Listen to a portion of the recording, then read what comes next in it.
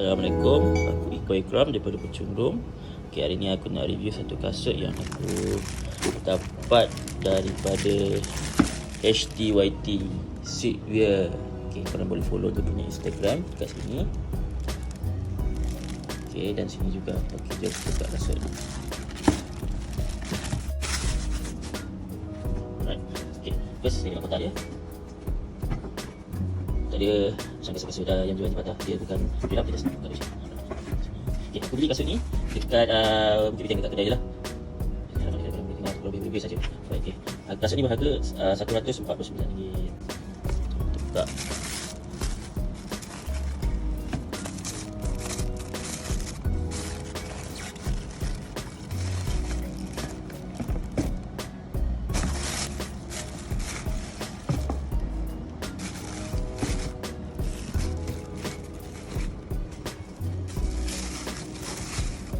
Okay, kita tengok dia punya sekitaran dulu.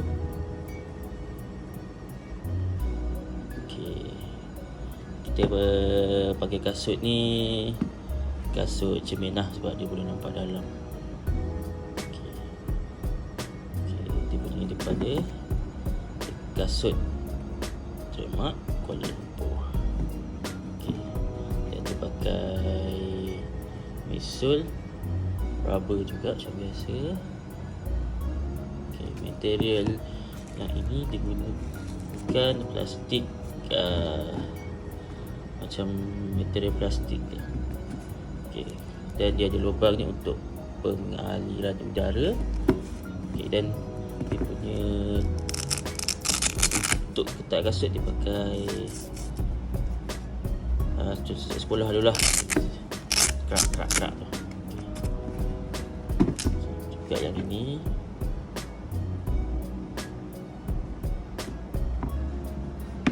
Okay, jom kita cuba sarung dekat kaki.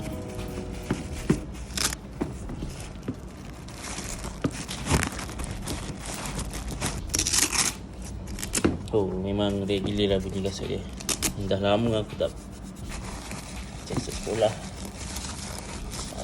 Baik kalau kasut sekolah boleh, kalau ni hitam semua, saya boleh beli suka hitam pakai senang. Kita try. Okay, jom kita cuba pakai.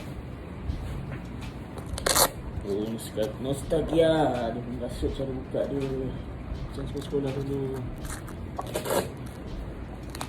Okay, aku akan kenakan kasut ni dengan seluar ala-ala camo dan stocking tu ala-ala camo jugalah. Ya. Dia tepi. Dia pada bahagian depan. Tepi dan belakang. Okey. Dia punya dalam dia punya insole dia lembut, tak ada masalah, tak sakit kaki lah. Boleh cakapkan macam pakai Converse comfy, tak silap lah.